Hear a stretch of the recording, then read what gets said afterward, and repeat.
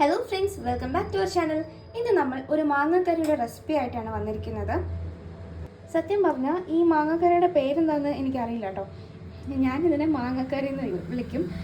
കാരണം ഇത് നമുക്ക് എളുപ്പമായിട്ട് ഉണ്ടാക്കിയെടുക്കാൻ പറ്റുന്ന റെസിപ്പിയാണ്. വളരെ കുറച്ച് ഇൻഗ്രീഡിയൻസ് മാത്രം മതി, പെട്ടെന്ന് തന്നെ തയ്യാറാക്കി എടുക്കാൻ പറ്റുന്ന ഒന്നാണ്. അപ്പോൾ വീഡിയോ കണ്ടു നോക്കുക, ഇഷ്ടപ്പെട്ടെങ്കിൽ ലൈക്ക് ചെയ്യുക, ഷെയർ ചെയ്യുക, സബ്സ്ക്രൈബ് ചെയ്യുക. വെക്കാനായിട്ട് നമുക്ക് ഇതുപോലെ 2 മാങ്ങ എടുത്തിട്ടുണ്ട്. ഇനി നമുക്കിതിനെ നന്നായിട്ട് കഴുകി വൃത്തിയാക്കിയിട്ട് ചെറിയ സ്ക്വയർ പീസസ് ആയിട്ട് കട്ട് ചെയ്തെടുക്കാം. നമ്മുടെ മാങ്ങ ഇതുപോലെ ചെറിയ പീസസ് ആയിട്ട് അരിഞ്ഞു വെച്ചിട്ടുണ്ട്. ഇനി ഇതിനാവശ്യമായിട്ടുള്ള ഇൻഗ്രീഡിയൻസ് എന്തൊക്കെയാണെന്ന് നോക്കാം. വറ പൊട്ടിക്കാനായിട്ട് കടുക് എടുത്തിട്ടുണ്ട്. പിന്നെ ഇതിൽ ഉലുവയും നമ്മൾ യൂസ് ചെയ്യുന്നുണ്ട്.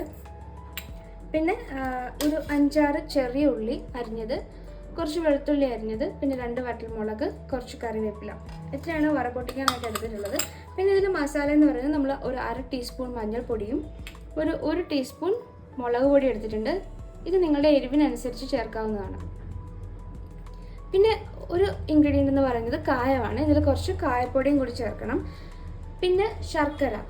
ഇത് കുറച്ച് പുളിയും മധുരവും എരിവും മിക്സ് ചെയ്തിട്ടുള്ള ഒരു ഫ്ലേവറുള്ള കറിയാണ്. അപ്പോൾ അതുകൊണ്ട് പുളിയുള്ള മാങ്ങയാണ് യൂസ് ചെയ്തിട്ടുണ്ടെന്നുള്ളതെങ്കിൽ കുറച്ച് ശർക്കര ചേർക്കണം. ഇതിപ്പോൾ കുറച്ച് പുളി കുറഞ്ഞ മാങ്ങയാണ്, അതുകൊണ്ട് തൽക്കാലം ഞാൻ ചേർക്കുന്നില്ല. നമുക്ക് കറി ഉണ്ടാക്കി കഴിഞ്ഞിട്ട് ആവശ്യമുണ്ടെങ്കിൽ ചേർത്ത് കൊടുക്കാം. പാൻ ചൂടാവാൻ വേണ്ടിയിട്ട് സ്റ്റൗവിൽ വെച്ചിട്ടുണ്ട്. ഇതിലൊരു 2 ടേബിൾ സ്പൂണോളം എണ്ണ ഒഴിച്ചു കൊടുത്തിട്ടുണ്ട്. എണ്ണ ചൂടായി വന്നിട്ടുണ്ട്. ഇനി നമുക്കിതിലേക്ക് കടുക് ഇട്ട് കൊടുക്കാം.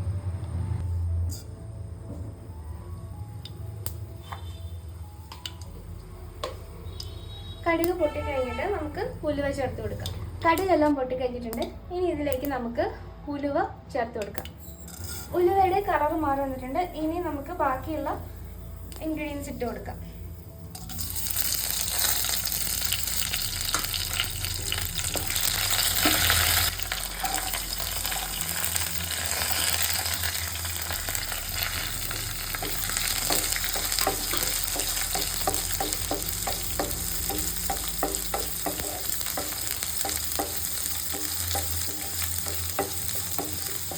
ഇത് ചെറുതായിട്ടൊന്ന് മൂത്ത് വരുമ്പോഴത്തേക്കും നമുക്ക് മസാലപ്പൊടി ഇട്ട് കൊടുക്കണം.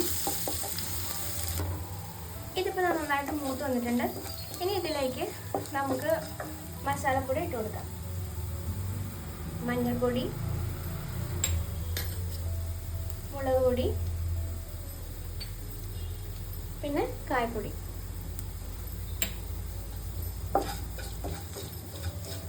പെട്ടെന്ന് തന്നെ നന്നായിട്ടൊന്ന് മിക്സ് ചെയ്ത് കൊടുക്കാം, അല്ലെങ്കിൽ അത് തീ കിടന്ന് പെട്ടെന്ന് മൂത്ത് പോകാനുള്ള ചാൻസ് ഉണ്ട്. പെട്ടെന്ന് നന്നായിട്ട് ഇളക്കി കൊടുക്കാം.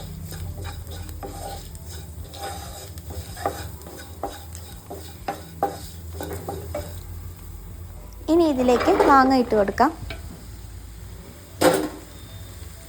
നന്നായിട്ട് മിക്സ് ചെയ്യാം. ഇത് നന്നായിട്ട് മിക്സ് ചെയ്ത് കൊടുത്തിട്ടുണ്ട്. ഇനി നമുക്കിതിലേക്ക് നമുക്ക് എന്തോരം ചാറ് വേണം, എന്തോരം ഗ്രേവി വേണം, അതിനാവശ്യമായിട്ടുള്ള വെള്ളം ഒഴിച്ചു കൊടുക്കണം.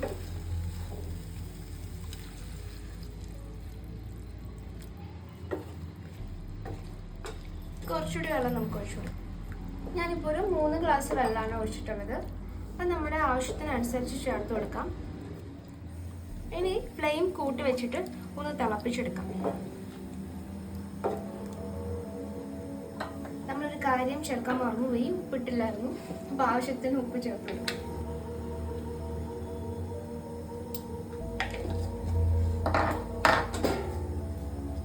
ഇപ്പോൾ നന്നായിട്ട് വെട്ടി തിളയ്ക്കുന്നുണ്ട്. കുറച്ച് നേരം അതങ്ങനെ ഇരുന്ന് തിളക്കട്ടെ. അപ്പോഴേക്കും ഈ മാങ്ങ നന്നായിട്ട് വെന്ത് വരും. പിന്നെ ഈ ചാറ് നല്ല കൊഴുത്ത ചാറായിരിക്കും. ചാറ് കുറച്ച് കഴിയുമ്പോഴത്തേക്കും നന്നായിട്ട് കുറുകാൻ തുടങ്ങും. പിന്നെ നിങ്ങൾക്ക് ആവശ്യമായിട്ട് എന്തോരം ഗ്രേവി വേണോ അതിനനുസരിച്ച്, എന്തോരം ചാറ് വേണോ അതിനനുസരിച്ച് നിങ്ങൾ എടുക്കാവുന്നതാണ്. ഇതിൻ്റെ കൂടെ ഞാൻ കുറച്ച് ശർക്കരയും കൂടി ചേർത്ത് കൊടുക്കുന്നുണ്ട് കേട്ടോ. ശർക്കരയുടെ അളവെന്ന് പറഞ്ഞാൽ നമ്മുടെ മാങ്ങയുടെ പുളിയുടെ അനുസരിച്ചിരിക്കും. ഇതിപ്പോൾ അധികം പുളിയില്ലാത്ത മാങ്ങയാണ്, ചെറിയൊരു പുളി മാത്രമേ ഉണ്ടാകുള്ളൂ. അതുകൊണ്ട് ഞാൻ കുറച്ച് ശർക്കര ചേർത്തുള്ളൂ. ഒത്തിരി പുളിയുള്ള മാങ്ങയാണെങ്കിൽ കുറച്ച് കൂടുതൽ ശർക്കര ചേർക്കേണ്ടി വരും, ആ പുളി ഒന്ന് ബാലൻസ് ചെയ്ത് നിൽക്കാൻ വേണ്ടിയിട്ട്. പിന്നെ ഇതിപ്പോൾ മാങ്ങയുടെ സീസൺ ആയതുകൊണ്ട് എല്ലാവരുടെയും വീട്ടിൽ മാങ്ങ ഉണ്ടായിരിക്കും അല്ലേ. അപ്പോൾ അതിൽ ഇച്ചിരി പഴുത്ത മാങ്ങയാണെങ്കിലും നിങ്ങൾക്ക് യൂസ് ചെയ്യാവുന്നതാണ്. പുളി ഉണ്ടെങ്കിൽ ചില മാങ്ങ ഇപ്പോൾ പഴുത്ത് കഴിഞ്ഞാലും പുളി ഉണ്ടായിരിക്കും. അപ്പോൾ അങ്ങനെയുള്ള മാങ്ങയൊക്കെ നമുക്കിതിൽ യൂസ് ചെയ്യാം.